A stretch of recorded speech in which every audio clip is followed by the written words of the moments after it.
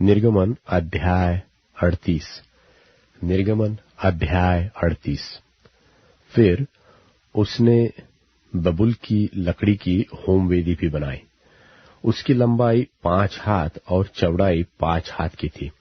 इस प्रकार से वह चौकोर बनी और ऊंचाई 3 हाथ की थी। और उसने उसके चारों कोनों पर उसके 4 सिंग बनाए। वे उसके साथ बिना जोड़ के बने। और उसने उसको पीतल से मढ़ा।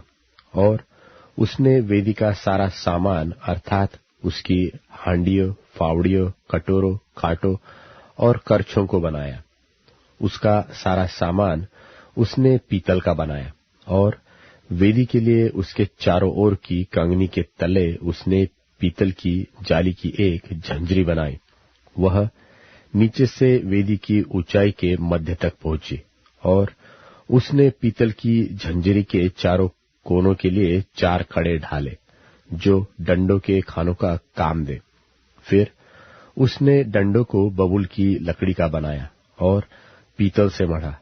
तब उसने डंडों को वेदी की अलंगों के कड़ों में वेदी के उठाने के लिए डाल दिया।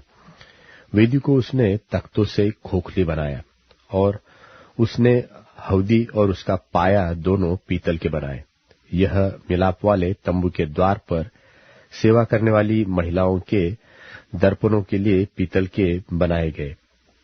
फिर उसने आंगन बनाया और दक्षिण अलंग के लिए आंगन के पर्दे बटी हुई सूक्ष्म सनी के कपड़े के थे और सब मिलाकर 100 हाथ लंबे थे। उनके लिए 20 खंबे और इनकी पीतल की 20 कुर्सियां बनी। और खंभों की घुंडियां और जोड़ने की छड़े चांदी की बनी। और उत्तर अलंग के लिए भी 100 हाथ लंबे पर्दे बने। और उनके लिए 20 खंबे और इतनी पीतल की 20 ही कुर्सियां बनी। और खंभों की घुंडियां और जोड़ने की छड़े चांदी की बनी। और पश्चिम अलंग के लिए सब पर्दे मिलाकर 50 हाथ के थे।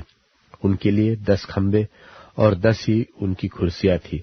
और खंभों की घुंडियों और जोड़ने की छड़े चांदी की थी।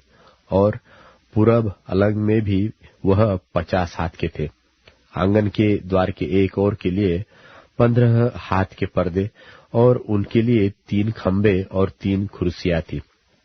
और आंगन के द्वार की दूसरी ओर भी वैसा ही बना था। और आंगन के दरवाजे के इधर और उधर 15-15 हाथ के पर्दे बने थे। और उनके लिए 3-3 खंबे और 3 ही 3 इनकी कुर्सियां भी थी। आंगन की चारों ओर सब पर्दे सूक्ष्म बटी हुई सनी के कपड़े के बने हुए थे। और खंभों की कुर्सियां पीतल की और घुंडियां और छड़े चांदी की बनी। और उनके सिरे चांदी से मढ़े गए।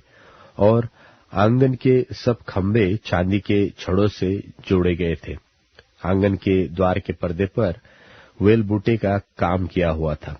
और वह नीले, बैंजनी और लाल रंग के कपड़ों का और सूक्ष्म बटी हुई सनी के कपड़े के बने थे। और उसकी लंबाई 20 हाथ की थी। और उसकी ऊंचाई आंगन की कनात की चौड़ाई के समान 5 हाथ की बनी। और उनके लिए 4 खंबे और खंभों की 4 ही कुर्सियां पीतल की बनी।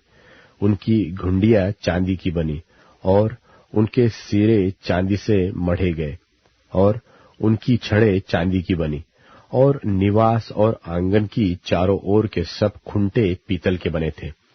साक्षी पत्र के निवास का सामान जो लेवियों की सेवकाई के लिए बना और जिसकी गिनती हारून याजक के पुत्र इतामार के द्वारा मूसा के कहने से हुई थी, उसका वर्णन यह है।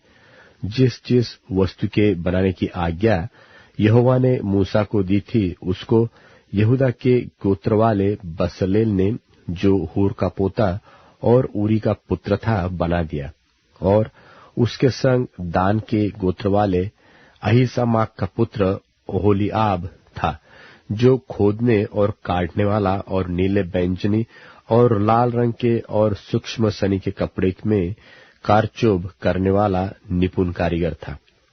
पवित्र स्थान के सारे काम में जो भेंट का सोना लगा, वह 29 किक्कार और पवित्र स्थान के शेकेल के हिसाब से 703 शेकेल था। और मंडली के गिने हुए लोगों की भेंट की चांदी 100 किक्कार और पवित्र स्थान के शेकेल के हिसाब से 1775 शेकेल थी। अर्थात जितने 20 बरस के और उसके अधिक अवस्था के गिने गए थे वे 6,03,550 पुरुष थे। और एक एक जन की ओर से पवित्र स्थान के शेकेल के अनुसार आधा शेकेल, जो एक बेका होता है, मिला। और वह 100 किक्कार चांदी पवित्र स्थान और बीच वाले पर्दे दोनों की कुर्सियों के ढालने में लग गई। 100 किक्कार से 100 कुर्सियां बनी, एक एक कुर्सी 1 किक्कार की बनी। और 1775 शेकेल जो बच गए उनसे खंभों की घुंडियां बनाई गई और खंभों की चोटियां मढ़ी गई और उनकी छड़ें भी बनाई गई। और भेंट का पीतल 70 किक्कार और 2400 शेकेल था।